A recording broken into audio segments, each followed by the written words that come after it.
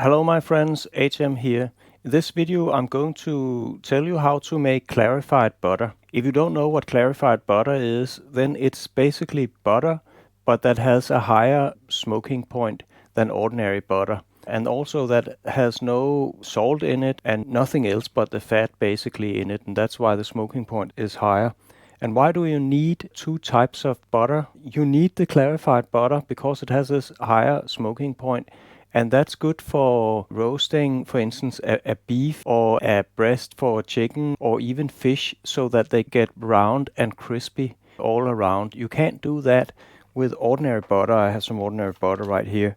Ordinary butter has a lower smoking point. The smoking point of butter is 170 degrees Celsius, and it's about 350 degrees Fahrenheit for comparison. Now you can use that for pancakes or roasting meatballs and stuff, but if you try to get this crispy browned thing on a fish or a beef, and you use ordinary butter, then you need to get to a temperature above this 170 degrees Celsius or 350 degrees Fahrenheit. And that means you start burning all the proteins and sugars that is in ordinary butter. That will not taste great. And that's why you need clarified butter, because here you have removed all these things in the butter that can burn if you get up at a higher temperature. So you need these two kinds of butter.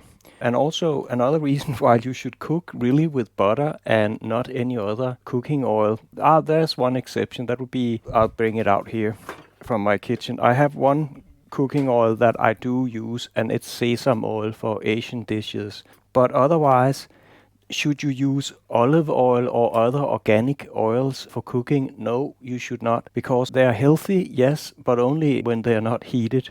As soon as you heat them on the pan, all this health stuff goes away. They have minerals in them, they have, vitamins and stuff in them because they're virgin oils, but it all get ruined when you increase the temperature. Plus all these things in them, they make your pans stick. It's hard to clean up a pan that has been cooked with olive oil, for instance, virgin olive oil.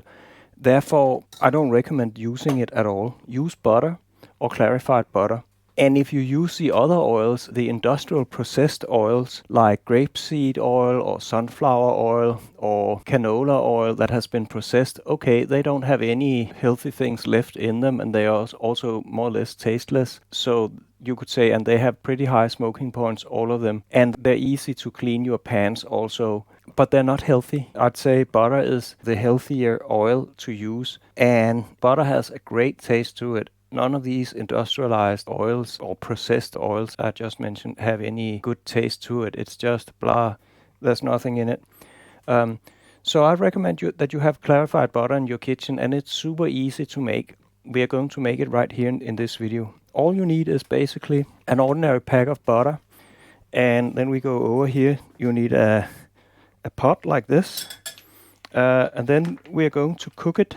I'm just going to put the power on here. While we're waiting for this to melt and boil, it will take a while, and I'm not going to show you all of it. We don't want to film paint dry. But I'm going to tell you a little bit more about what we need. We need a thing here to filter the butter when it's all melted and skimmed for some impurities that will float on the top. We'll see it soon when it's melted.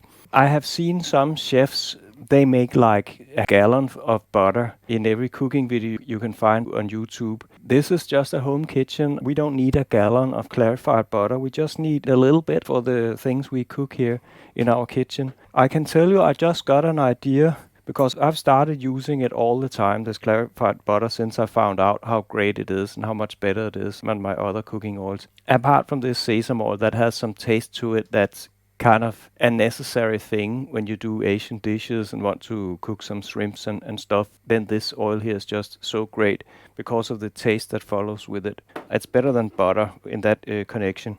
But I have some finished clarified butter here. Maybe I should use this camera down here. It's slightly brown. It's like a caramel brown color. And when you smell it, you can also see it down here. When you smell it, it smells exactly like caramel. It really smells like caramel, like really good caramel. And of course, the reason is that you are caramelizing some of the sugars that are inherent. Now I have to turn the heat down, because otherwise it will make these splashes up. but I cannot put the lid on in order to prevent these splashes from ruining my stove. They will, there will be a little grease around your stove. Yeah, you have to clean up. I cannot put the lid on because we have to get rid of all the water, so the water vapor has to get out of it. But anyway, I was explaining about this clarified butter. It has this wonderful smell. Butter is basically made from cream that you can make caramel of, and of course, there are all the same things in it because it's made of cream, and that's also why this clarified butter will ultimately get this taste of caramel. And also, clarified butter has a very long durability. Now you can see it's boiling and boiling. It's a little bit messy. I have to tell you that because it's bubbling up there. And I can't turn the heat down further on my gas stove here. It is what it is. And it's the smallest of my burners here. You might have an electric stove that's a little bit better for that. It has to sit there for almost 20 minutes and boil off. I'm not going to touch it right now, but you can see there are some foam that's beginning to form on the top. You have to skim that off, but I'll let all of the butter melt before I do that. Plus, it's boiling right now, and I risk getting some hot butter on my skin that will burn me. So I'm just going to let this water get out of it so it stops doing this bubbling. Anyway, I had a good idea for how I'm doing this clarified butter in my kitchen. Basically, because I love it so much, I'm going to have 2 glasses. This glass is made from 1 pack of butter, and this one will be made from this pack of butter. Then when I run out of the first glass, then I know it's time to make another glass. But I still don't run out of my clarified butter because I have 1 in reserve. So by having 2 glasses of clarified butter, you will never be in a situation where you start cooking and then you're out of clarified butter. So that's what I'm going to do going forward. And what I was going to tell before, I know it's a little messy what I'm saying here, but sometimes your brain functions like that, is that there's a very long shelf life of clarified butter. You can easily store it on your kitchen table for 3 months. It doesn't go bad. You will be using this before 3 months if you only make 1 pack in an ordinary kitchen at home. It has longer shelf duration than ordinary butter because you have removed all the water and stuff, so it basically lasts longer. What you can see now is I think it's completely melted now. I'm not going to stand super close to it because I risk getting some hot oil on me. It's boiling up here, and you can see there's some foam forming on the top. That's just fine. That's how it should be, and we'll skim that off later on. It's important that you don't put a whole lot of heat on it because we don't want to burn it. Let's take a temperature. Now it's 105 degrees Celsius. That's 223 degrees Fahrenheit. I know when the caramelization will start happening at approximately 120 degrees Celsius. That's when you have to keep an eye on it. But as long as there's water in it, it will not reach that temperature. But you really have to keep an eye on it when it reaches 120 degrees Celsius. That's when it starts to caramelize and you don't want it to burn. And then there's also 2 kinds of clarified butter. One is called ghee and the other one is called clarified butter. If you can make it very yellow and not dark colored, then we call it clarified butter. And if it gets more brown, dark brown, then you basically have cooked it a little harder. And the taste will also be more caramelized if you do that.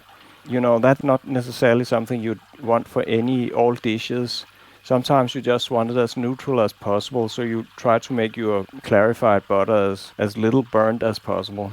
Now, let's take a temperature check here again. 160 degrees Celsius. It's getting there, but I still think I will shut the video and then I'll come back when it's boiled off a little bit more. Okay, I'm back here. It has been just 5 minutes or something, and I took it off the heat. It bubbled up a lot. Now I can see it's kind of yellow down here, and it's about 120 degrees, so it is browning, and you can also see it there. Down here you can see it's clearly some brown stuff at the bottom of my pot here, and that's perfectly natural. That's how it should be. And then there's some foam forming here on top. Now I took it off the pan because I was afraid it was getting a little bit too hot. And you know, it'll still burn off the water as long as it's over 100 degrees Celsius. That's a boiling temperature of water. But I think this is definitely clarified butter. It's not to the point where it become ghee. And I think I'm going to stop here. I am. Now I'm just going to skim off this foam here off. I'm putting this on this. And of course you will waste some of the butter here. I used 250 grams of butter, and when you're finished with this, I don't know, 180 grams will be what's left. I'm not a Michelin star cook here. It doesn't need to be super perfect. There's still some foam, but I don't want to waste all the stuff. So I think I'll filter it right now. And what I do is use a filter that's pretty tight. So I think it's a tea filter or something. It's just a good filter for this, and it also fits my glass here that I'll store it in. I should mention that when you see a Michelin star chef do their clarified butter, they usually use a textile of something in addition to a filter like this. I'm just using this. I don't want to use this close because I'm using so little, and I don't want to waste more butter in some textile that it also has to be filtered through. But of course my clarified butter might not be as clear as the clarified butter in a Michelin star restaurant. But still, if you take a look at this, it looks pretty good to me. Definitely very clear, very yellow. And you can see all the brown stuff at the bottom of this pan. And almost no foam. I eliminated most of the foam over here. So let's get it through here. I mean, how easy is this? There's a lot of butter here. I don't know if you can see it, and my sieve here easily stops it. When you have to go at a higher temperature, because you want to have this crisp edge on your meat or fish meat or chicken meat or cow meat. You want to have that crispy thing, and you need to get up to higher temperatures. You cannot achieve that with ordinary butter. So you just keep on rising the temperature, and that's what will happen is that you have all this stuff that I have here in my pan. And when that comes up at even higher temperatures, I only reached 125 degrees Celsius. You have to get to 200 degrees Celsius. Then this stuff here will be black and burn, and it will taste awful in your food. And that's why you need clarified butter. There's more butter here, so just get the last stuff out. Every little last stuff. Here, this is still brown. It's not black. And if you smell it, it actually smells pretty good. And it smells of caramel. But I'm going to throw it out. I don't know if you can eat it or use it. And maybe I should take a little teaspoon here. Take my glass. And then skim it. Just to get it totally nice, and you can see I can actually get this little thing here up. Yeah, it smells delicious. And then you just put the lid on. And here we have it, clarified butter. It's super yellow, so it's definitely clarified butter. It's not ghee. And when it goes to room temperature, it stiffens and get pretty hard, like this you have here. And that's normal. That's because there's no water in it, so it's even harder than butter, even here at room temperature. So don't keep it in your refrigerator. It's not needed at all. And it'll just get stone hard if you do that. So here you have it. I have 2 glasses now of clarified butter. And I'll never run out of clarified butter. And I'll always know when to make another glass of clarified butter. When I run out of 1 glass, make another glass of butter. But I think I'll end my video here. I hope that you'll make your own clarified butter and start making better food at home. I also hope that you give me a like for this video and subscribe to my channel so we can get over 1,000. Then I can start to do even live streams where you can ask questions and stuff. That would be fun. So thank you very much. I wish you a healthy and fulfilling life in freedom and democracy.